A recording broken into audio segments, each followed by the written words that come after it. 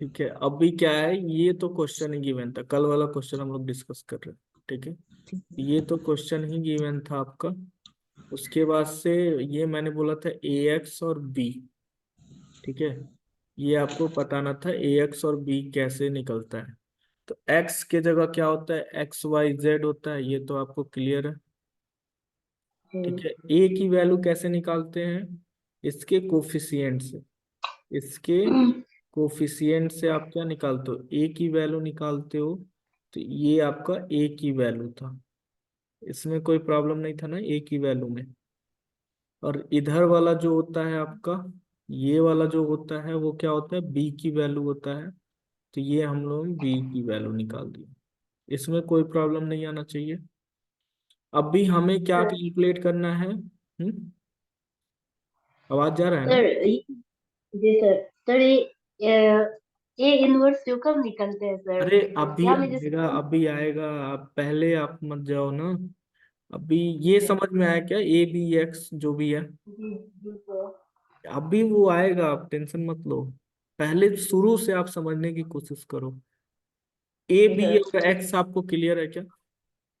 जी अब यहाँ के बाद से आपको क्या कैलकुलेट करना है, ये ध्यान रखना आपको।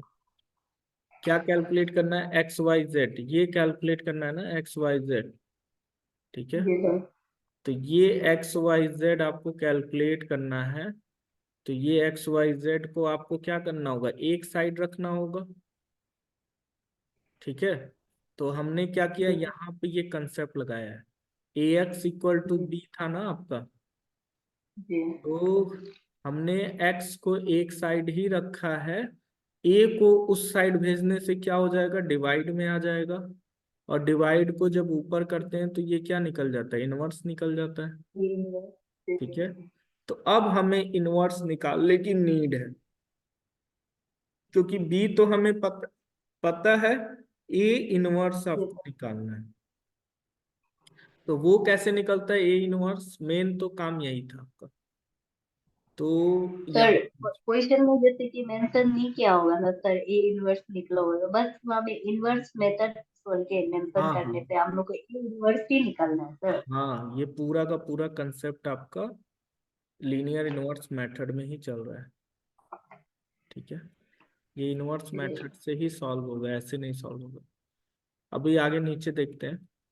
अभी ए इनवर्स का ये क्या है, आपका फार्मूला है। ए इनवर्स का ये क्या है आपका, फार्मूला है। जी ठीक है, तो कलर चेंज कर लेते हैं। समझ में आ रहा है ना, ये इनवर्स का फार्मूला है। जी सर। तो सबसे पहले आपने क्या कैलकुलेट किया है, डिटर्मिनेंट से। ठीक है, सबसे पहले आपने क्या कैलकुलेट किया है, डिटर्मिनेंट से। तो यहाँ पे हम लोगों ने क्या कैलकुलेट किया है, जो मेरा पेन जहां जहां जा रहा है ना, उसको ध्यान से जी देखिए। डिटर्मिनेंट्स ए मैंने कैलकुलेट किया है, वो आपको आता है कैसे करना है। ठीक है, जी सर। उसकी वैल्यू आ गई 10। तो ये तो हो गया अपना काम, एक काम तो हो गया। दूसरा क्या जी सर। कैलकुलेट करना है, अभी एडजॉइन ए को कैलकुलेट करना है। तो वो कैसे कैलकुलेट होगा, वो आते हैं एडजॉइन ए को कैलकुलेट करने। तो देखो, एडजॉइन ए कैलकुलेट करने के लिए आपको क्या कैलकुलेट करना होगा, को फैक्टर। अब को फैक्टर कैसे निकलता है, A11 A12 A13। ठीक है, ये सब कैलकुलेट करना होगा आपको।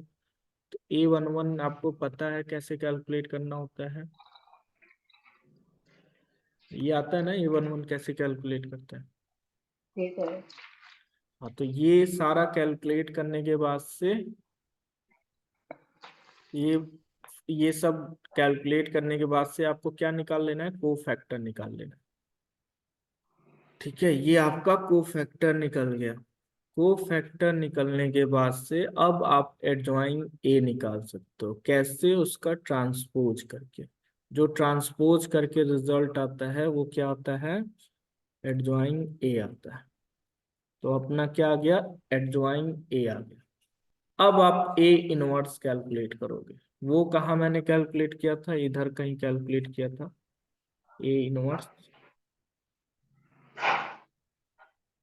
ए इनवर्स कैसे कैलकुलेट किया था, इधर में एडजॉइन ए की वैल्यू रख दिया था और डिटर्मिनेंट्स जी ए सर। से डिवाइड कर दिया था। तो हम लोगों ने क्या कैलकुलेट कर लिया, ए इनवर्स। जैसे ही ए इनवर्स आ गया, अब भी आप क्या करोगे, एक्स वाई जेड की वैल्यू निकालने की कोशिश करोगे। यहाँ वैल्यू पुट कर दोगे ए इनवर्स और बी की वैल्यू। अब यहाँ से क्या करोगे, आप मल्टीप्लाई करना शुरू करोगे।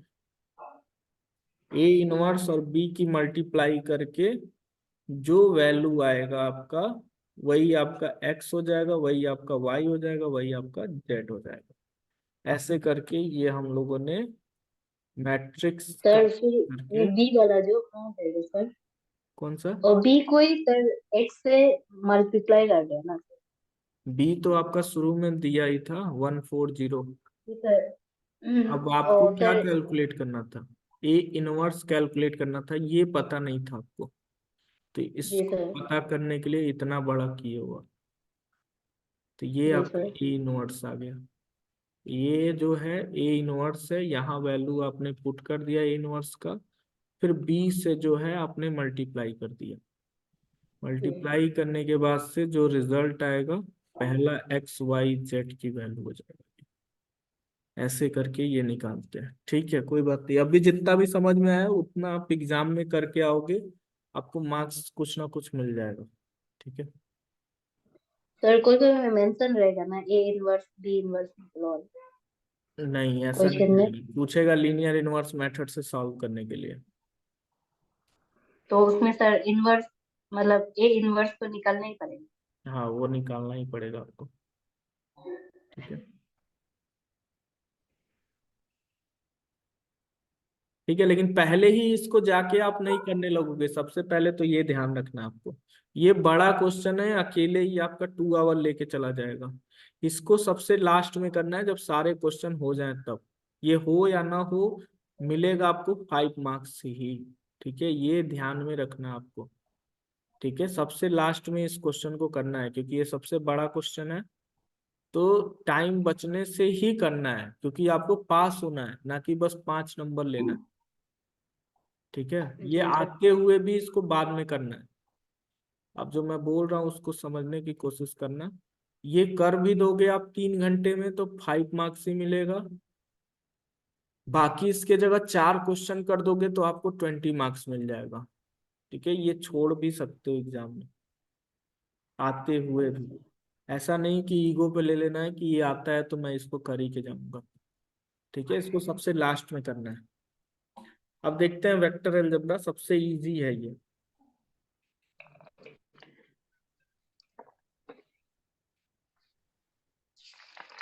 अ, अच्छा, एक और वेक्टर का ही क्वेश्चन था, सॉरी इसका क्वेश्चन था, वो देख लो आप। इसको ऐसा क्वेश्चन आएगा तो कर सकते हो कि नहीं। ए इक्वल टू क्या गिवन है, ध्यान देना आप थोड़ा। क्वेश्चन नंबर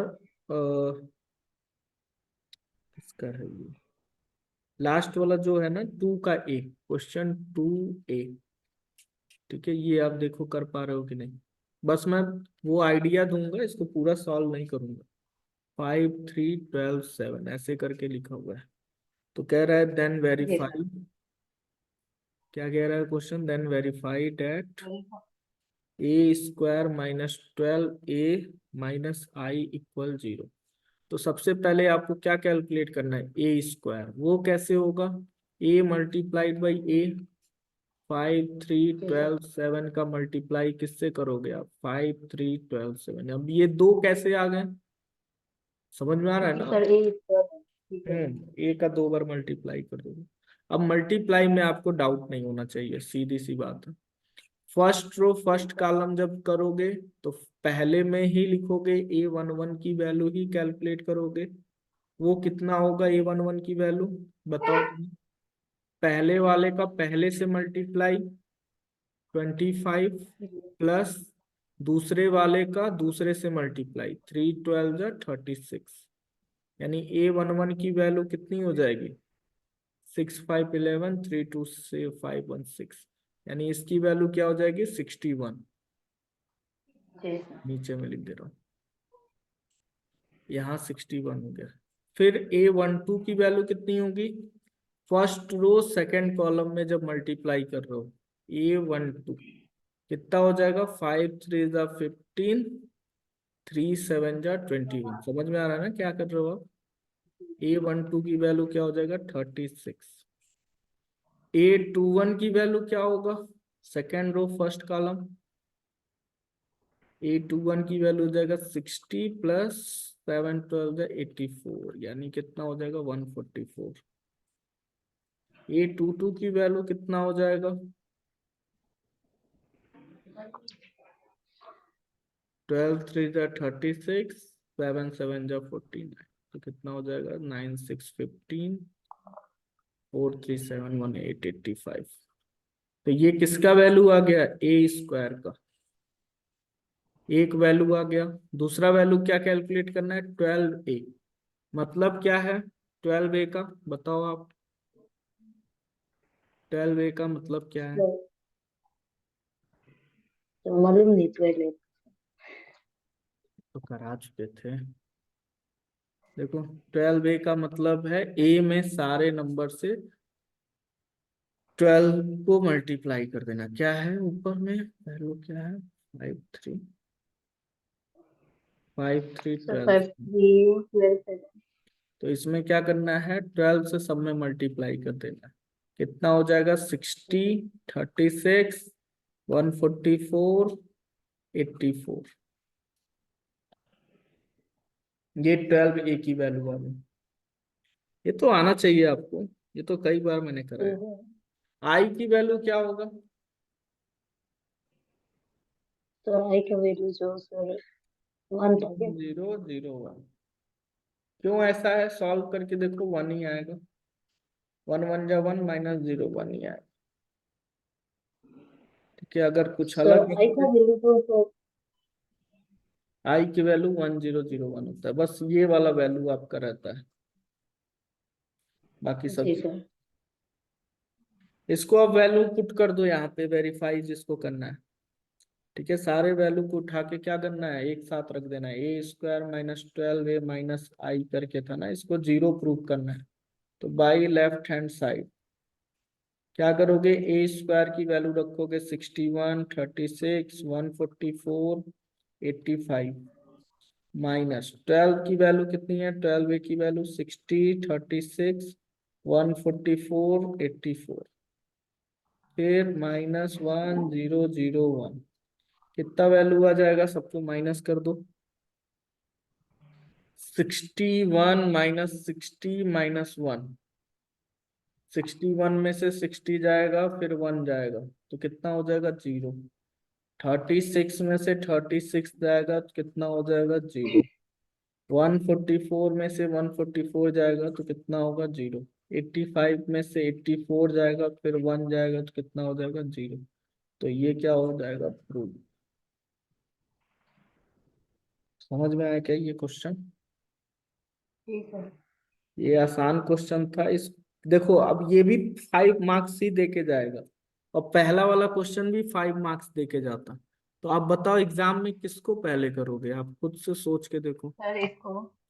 हाँ, तो सबसे पहले छोटे वाले जितने क्वेश्चन है उसको करके फिर आप आगे प्रोसीड करोगे। जी सर। इसको लिख लो, आप अच्छे से कर लो, क्योंकि ये आसान है, ये हो भी जाएगा।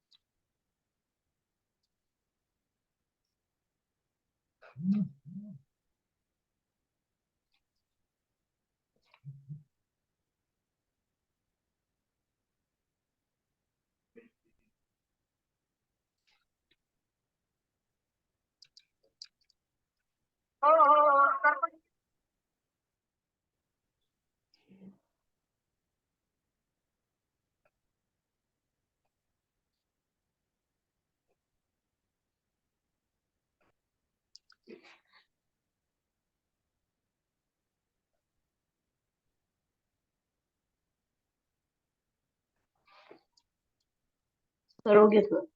ये हो गया ना? इसको एक बार अच्छे से आप देख लो, ऐसा क्वेश्चन आए तो फिर आप कर पाओ। मल्टीप्लाई में ही यहाँ गलत होता है, सीधी सी बात है। जी मल्टीप्लाई सर। आपको अच्छे से करना आना चाहिए। एक दो बार और देख लो आप अच्छे से, उसके बाद से वेक्टर अलजेब्रा करते हैं, वो भी आसान ही क्वेश्चन है वेक्टर अलजेब्रा के भी।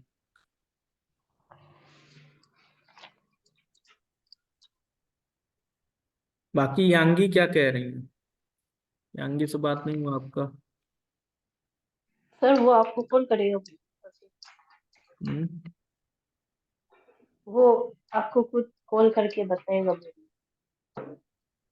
हम्म। ठीक है। ठीक है।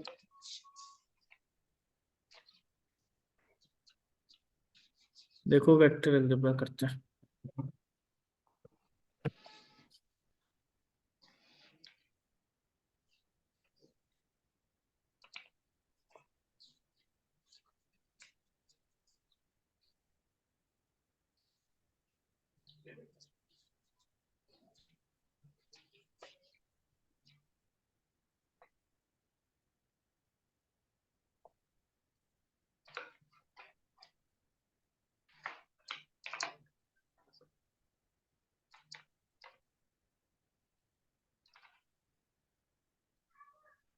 ये इसके जितने भी क्वेश्चन होते हैं सब इजी होते हैं, बस इसको अच्छे से आना चाहिए आपको।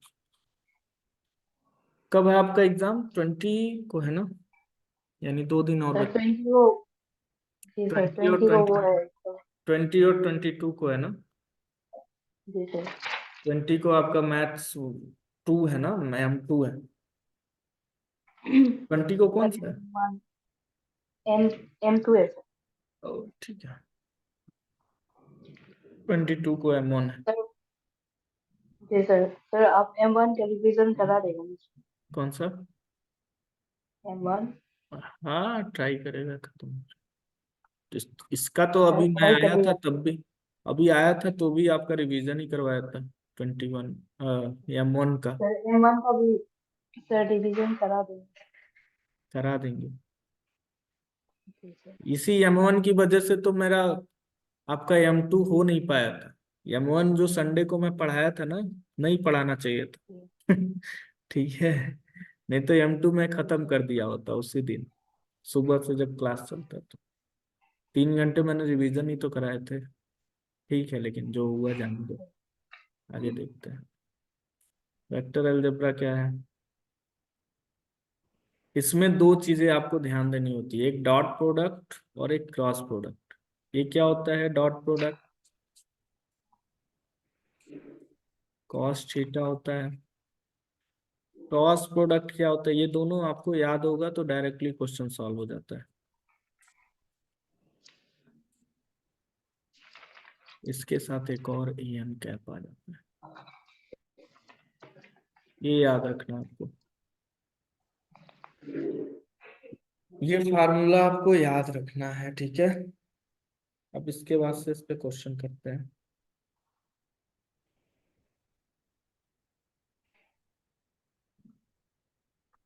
क्वेश्चन क्या है? If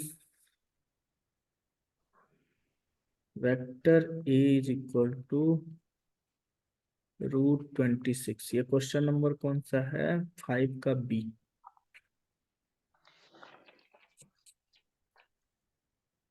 vector B equal to 7 and vector A cross B equal to 35। तो फाइंड करना है क्या आपको? A dot B. ठीक है, तो अब भी क्या करोगे आप? जो इतना क्वेश्चन में गिवन है, ठीक है, इतना ऑलरेडी गिवन है, आपको दो फार्मूले ऊपर वाले जो मैंने लिखे हैं उसको याद रखना है।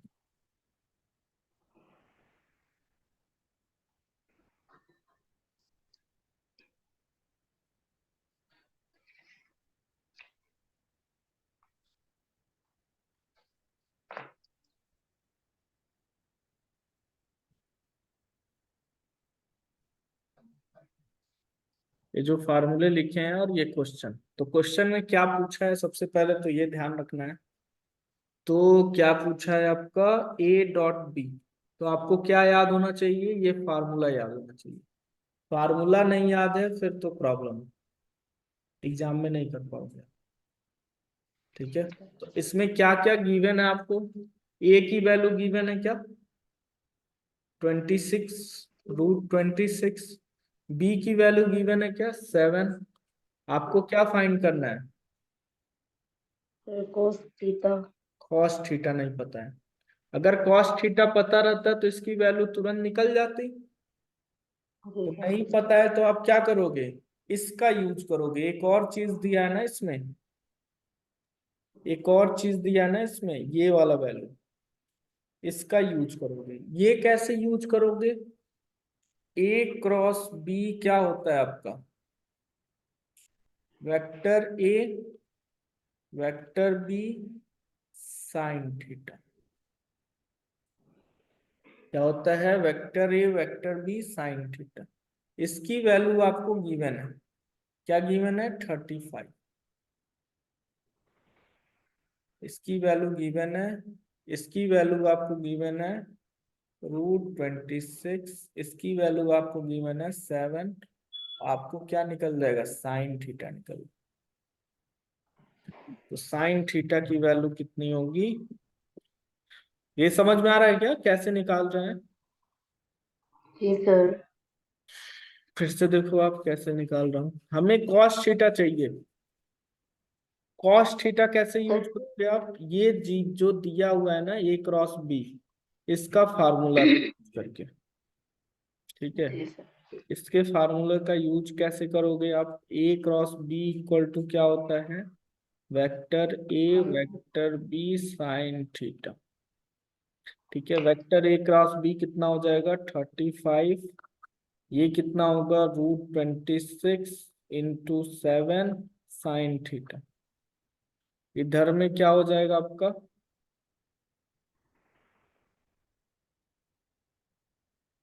क्या वैल्यू हो जाएगा, ये साइन थीटा इधर रह जाएगा, इधर आएगा तो क्या हो जाएगा, 35 डिवाइड बाई √26 इंटू 7। तो ये कटेगा तो कितना हो जाएगा, 5। तो कितना वैल्यू हो जाएगा, 5/√26। सर ये ये तो साइन समझ। थीटा है, हम को cos थीटा चाहिए। हाँ, अभी ये साइन थीटा का वैल्यू निकला, हमें क्या चाहिए, कॉस थीटा की। cos theta. वो कैसे होता है, कॉस थीटा की वैल्यू कैसे निकलता है। आपको मैंने कई बार ऐसा क्वेश्चन मैथ्स 1 में कराया हुआ है। कैसे निकलता है, sine square theta plus cos square theta equal to 1 से। कॉस स्क्वायर थीटा यहीं रहता है, 1 माइनस साइन स्क्वायर थीटा हो जाता है। ठीक है, तो ये मैथ्स 1 में बहुत बार किया आपने। तो ये कितना हो जाएगा, cos square theta equal to 1 minus 25/26। कैसे हो रहा है, 5 का स्क्वायर कर दो 25, √26 का स्क्वायर कर दो 26, यानी इसकी वैल्यू कितनी हो जाएगी, 1/26 कॉस स्क्वायर थीटा की वैल्यू। तो हमें तो कॉस थीटा चाहिए, तो वो जब इधर आएगा तो कितना हो जाएगा, 1/√26। सर ये क्या हो जाएगा, स्क्वायर जब इधर आएगा तो क्या हो जाएगा, रूट में हो जाएगा। जी सर। तो 1 तो रूट से बाहर आ जाता है, लेकिन √26 ऐसे ही रह जाएगा। यही कॉस थीटा की वैल्यू हमें चाहिए थी। ठीक है, जी सर। ये समझ में आया क्या कैसे हुआ है। अब जैसे ही कॉस थीटा की वैल्यू आ गई, अब यहाँ पे रख दो 1/√26। कहाँ रखना है, यहाँ पे। अब ये सर ये वाला पोर्शन 26, ग्राफ में दिखेगा सर। हाँ, नहीं नहीं, सब सब कॉपी में ही करना है आपको। ऐसे करके जैसे इधर में सॉल्व कर रहे हो, तो इधर में आप कर सकते हो, लेकिन सब नोट्स में ही, मेन नोट्स में ही करना है, कोई रफ नहीं करना है। जी सर। ठीक है, मेन नोट्स में ही करना है आपको, सब के सब। ये नोट्स, ये मेन का ही है आपका, बस यहाँ पे ऐसे लाइन ड्रा कर देंगे। जी। ठीक है, आपका आंसर क्या हो जाएगा, ए डॉट बी की वैल्यू 7। एक बार ध्यान से देखो आप कैसे क्वेश्चन सॉल्व किए। ऐसा क्वेश्चन टाइम नहीं लेता है, तुरंत तुरंत हो जाता है। तो ये सब क्वेश्चन आपको आना ही चाहिए अच्छे से।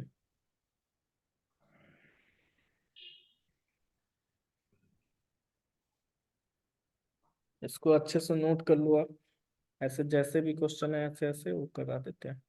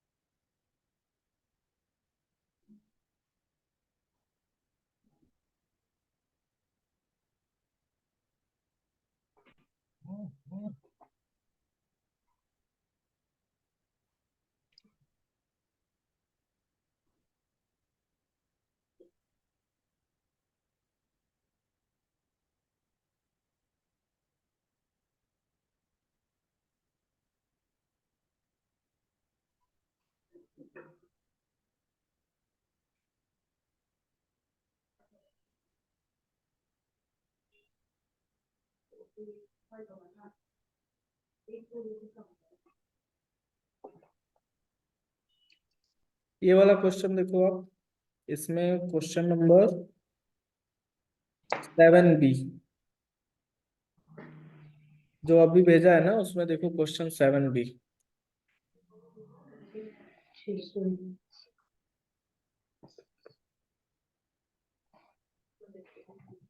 क्वेश्चन 7B अभी जो भेजा है उसमें देखो आप क्या बोला है, find the angle between two vector. Find the angle between two vector और ऐसे करके दिया हुआ है ए डॉट बी। कह रहा है find the angle between two vector. तो ये बस आपको फार्मूला याद रहता तो आप सॉल्व कर लेते। इसकी फार्मूला क्या होगी खुद से बताओ आप। क्रॉस वाले का फार्मूला क्या होता है, वेक्टर ए क्रॉस होते हैं। Vector B sine theta. इधर में क्या होता है, vector A vector B cos theta. ये दोनों जब सेम होते हैं इक्वल साइड में तो ये कट कट जाते हैं। क्या हो जाएगा, sine theta equal to cos theta. अभी क्या होगा, कॉस थीटा को जब इधर लाओगे तो ये डिवाइड में हो जाएगा। यहाँ किससे मल्टीप्लाई में है, 1 से है तो यहाँ 1 बच जाएगा। ये समझ में है। सर 1 से यहाँ जब कॉस थीटा जब आप यहाँ से नीचे में ले जाते हो ना, तो वहां क्या बचता है जी वो। सर।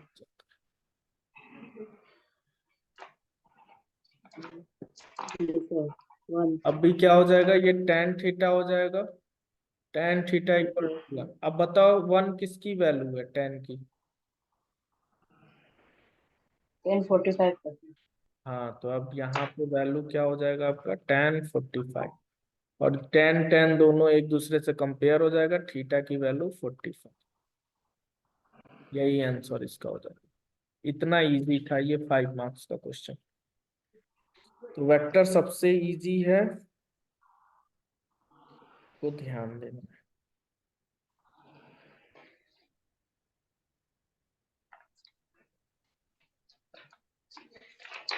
सर अब एक पहले एक तो वो किया था ना सर, जैसे कि जे और आई के जो इंटू करने से के ऐसे वो निकलती वो है अभी आ वो रहा है, अभी फॉर्मूला। ये सब क्वेश्चन समझो ना, जो मैं समझा रहा हूँ उसके बाद वो आ जाएगा आई क्रॉस जे वाला क्वेश्चन ना। अभी मैं सीक्वेंस से चलूंगा ना, ऐसे डायरेक्टली उसको करा दूंगा तो फिर टफ हो जाएगा। सीक्वेंस से सर चलूंगा, उसको भी कराने जा ही रहा था।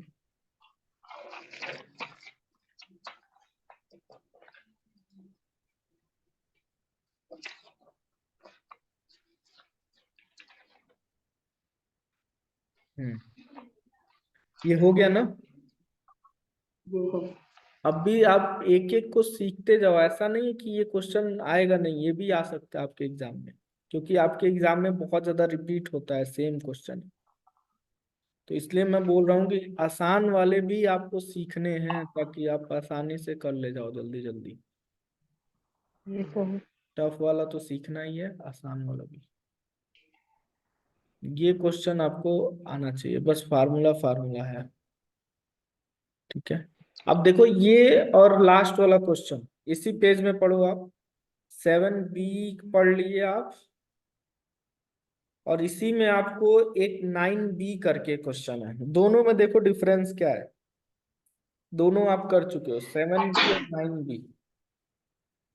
सर ये 7B और 9B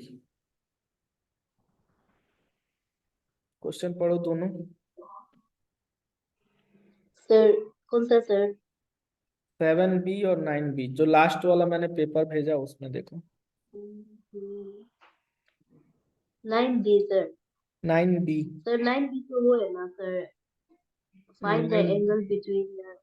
9B हाँ। ये नहीं है 7B देखो, सर। 9B देखो, आप दोनों में क्या डिफरेंस है। सर यहाँ में तो एंगल पूछ रहे हैं, एंगल बिटवीन लाइन वाला, इसको और नहीं ये, बोलते सर। और ये क्या है, 7B वाला क्या था। सर 7 बी वाला सर, 7 बी वाला sir, find the angle between two vector. देखो दोनों में क्या डिफरेंस है। सर एक में लाइन पूछ रहे हैं, एक में वेक्टर पूछ रहे हैं। हाँ, तो लाइन वाला मैंने करा चुका है, कैसे कराया था, y = mx + c से जो कैलकुलेट कराया था।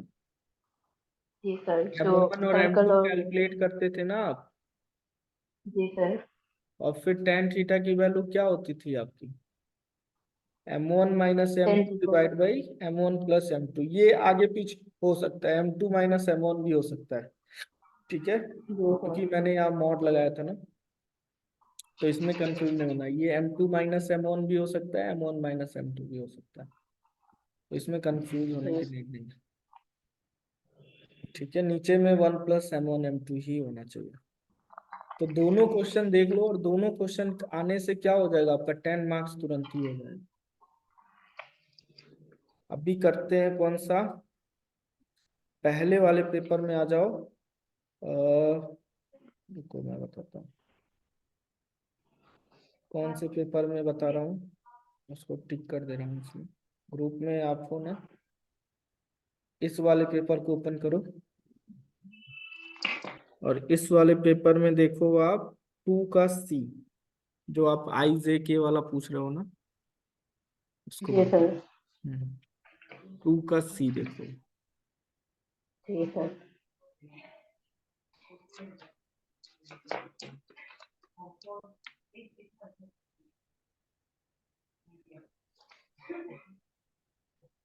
क्वेश्चन 2 का C।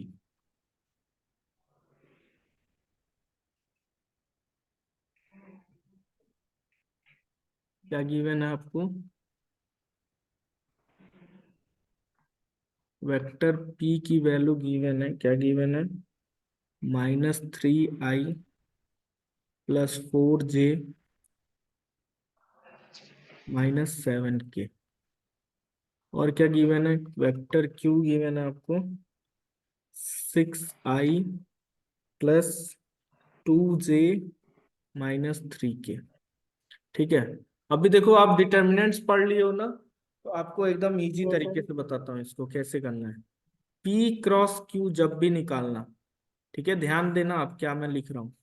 ऊपर में क्या लिख देना, आई जे के, ठीक है, क्या लिख दोगे, आई जे के।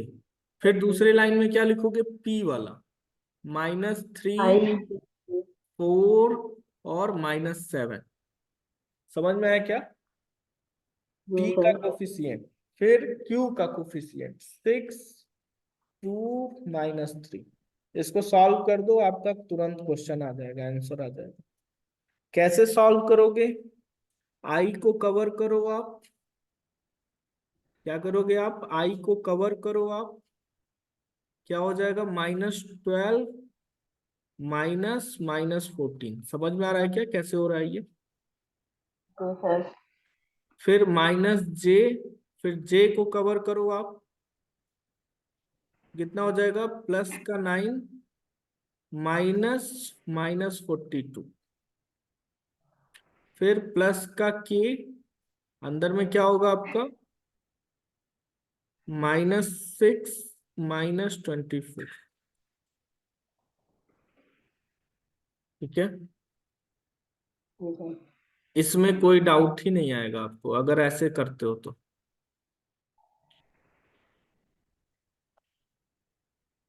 ऐसे करने से कोई डाउट ही नहीं आएगा। अब भी जी जो सर रिजल्ट आ रहा है वही आंसर हो जाएगा इसका। क्या हो जाएगा, 12 i cap -12 +14 -j cap 9 + 42 +k cap -30। तो इसका आंसर क्या हो जाएगा, पी क्रॉस क्यू का, इसका जो आंसर हो जाएगा वो कितना हो जाएगा, -2, सॉरी, प्लस का 2i, 14 में से 12 जाएगा, माइनस प्लस का 2i, -51j, और लास्ट में आएगा -30k। जो आपने शुरू में किया होगा, पहले कभी क्वेश्चन सॉल्व किया होगा, सेम आंसर आ रहा होगा, चेक कर लो आप, देखो सेम आंसर आया है कि नहीं।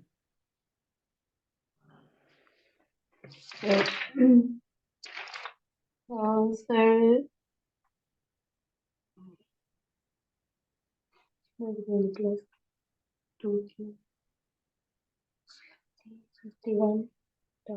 जी सर सेम निकला। ठीक है, तो डिटर्मिनेंट सीखने से देखो कितना आसान हो गया। जी सर अभी आपको वो जो कंफ्यूजन था ना, आई जे को क्या होता है, के होता है, उसको मैंने कंफ्यूजन ही दूर कर दिया आपका। जी सर ठीक है, सर और सर आप नीचे में जो फिर से पी को लेके सर आप जो पी डॉट करके हाँ वो अभी कर रहा हूँ, पहले इतना समझ में आ गया कि नहीं। जी सर समझ में आ ऐसा ऐसे ही सॉल्व करना है, इसको सॉल्व करो फिर से आप जरा, क्या लिखना है कैसे लिखना है इसको ध्यान दो आप पहले। गया सर। एक पार्ट मैंने सर इसको लिख सॉल्व करा दिया है, दूसरा पार्ट सॉल्व कराना है हमें। सर हम लिख ले रहे हैं सर। नोट कर लो थोड़ा देर।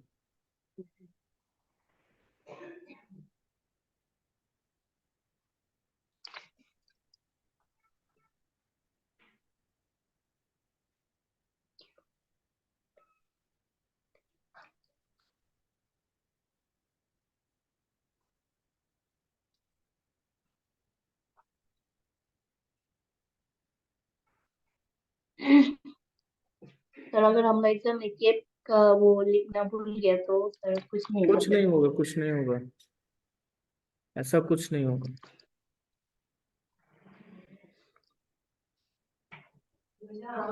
हाँ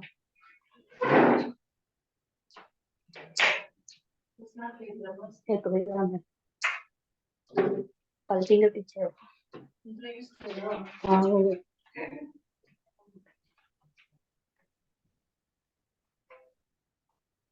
इसी में जो नेक्स्ट पूछा था उसको कर लेते हैं। क्या पूछा था, वेक्टर पी परपेंडिकुलर वेरीफाई करना है, P is perpendicular to P cross Q. तो जब परपेंडिकुलर आपको वेरीफाई करना होता है ना, तो डॉट प्रोडक्ट निकालते जी हैं। क्या सर प्रोडक्ट निकालते हैं, डॉट प्रोडक्ट। तो डॉट प्रोडक्ट कैसे निकलेगा उसको देखते हैं। तो जगह ही पूरा खत्म हो गया, इसको हटा दें क्या? रिजल्ट आपको याद है ना? जी sir. Ji sir.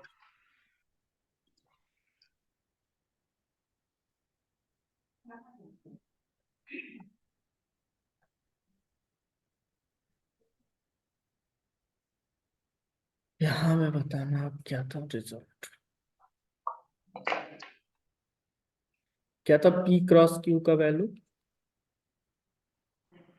Sir value बताना है ना? सर51J +30 के था या -30 के?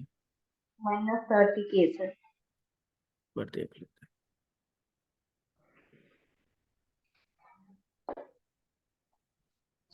2y - 50J +30 के।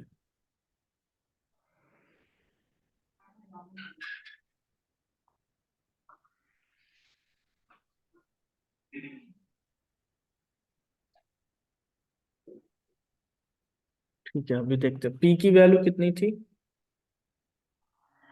सर पी का वैल्यू जो पी का वैल्यू कितना सर था? कौन सा? -3i और sir 3i + 4j +4j -7j। -7। तो जब भी परपेंडिकुलर बोले ना, जब परपेंडिकुलर बोलता है तो ये सिंबल होता है परपेंडिकुलर का। ठीक है, ये परपेंडिकुलर का सिंबल होता है पी क्रॉस क्यू से। ठीक है, ये क्या बोल रहा है? पर वेरीफाई करना है कि find that P is perpendicular to P cross Q। ठीक है, ये फाइंड करना आपको। तो दोनों को लिखोगे इस बार आप। -3i + 4j, पहले P है तो पहले P लिखोगे, 7k कैप, और इधर में क्या लिखोगे? 2i कैप, क्योंकि P क्रॉस Q की वैल्यू हमें कैलकुलेट करना था ना। -51j -30k। तो अब इसका डॉट प्रोडक्ट करते हैं। अगर ये डॉट प्रोडक्ट इसका 0 हो गया तो आप बोलोगे परपेंडिकुलर है। अब डॉट प्रोडक्ट कैसे निकालते हैं? बस सेम सेम का मल्टीप्लाई करते हैं, आई का आई से। तो कितना हो जाएगा? -3 × 2 -6। 6। ठीक है, आई का आई वाला 1 हो जाता है। ठीक है, डॉट प्रोडक्ट में बस सेम सेम का मल्टीप्लाई करते हैं। 4j का फिर किससे मल्टीप्लाई करोगे? 51j का। यानी कितना हो जाएगा? 4 × 1 = 4, 4 × 5 = 20, 204 हो जाएगा माइनस का। फिर आप क्या करोगे? माइनस माइनस क्या हो जाएगा? प्लस, और 30 का 7 से मल्टीप्लाई करोगे, ये हो जाएगा 210। तो जब इसको सब्ट्रैक्ट करोगे तो ये हो जाएगा माइनस का 210 और ये हो जाएगा प्लस का 210, यानी इसकी वैल्यू होगी 0। देखो कितना आसानी से ये क्वेश्चन सॉल्व हो गया आपका। डॉट प्रोडक्ट में क्या करते हैं? आई का आई से, जे का जे से, और के का के से मल्टीप्लाई। और सर ये आई का वैल्यू जो एक में दो प्रोडक्ट में 1 हो जाते हैं, तो 1 जो लिखना जरूरी नहीं है। नहीं, छोड़ दोगे आप, डायरेक्ट 1 हो जाए। 6 × 1 = 6 ही तो होगा। जी सर। जी सर समझिए। देखो कितना आसानी से समझ गए ना, सीक्वेंस से चले हो तो। अदरवाइज ये थोड़ा टफ लगता है। तो आज के लिए रहने देते हैं, ठीक है? इतना क्वेश्चन आप प्रैक्टिस करना, अभी कल भी वेक्टर और थोड़ा इलिप्स का क्वेश्चन करा देंगे। और जितना मैं जी करा रहा सर। हूँ उसको बार बार प्रैक्टिस करो अच्छे से आप। ठीक है, और और यही सर हाँ हाँ सर, आप वीडियो भी भेज देना हमको। हाँ, इसको वीडियो को भी भेज दूंगा। ठीक है। ठीक है sir. Thank you sir. Good night.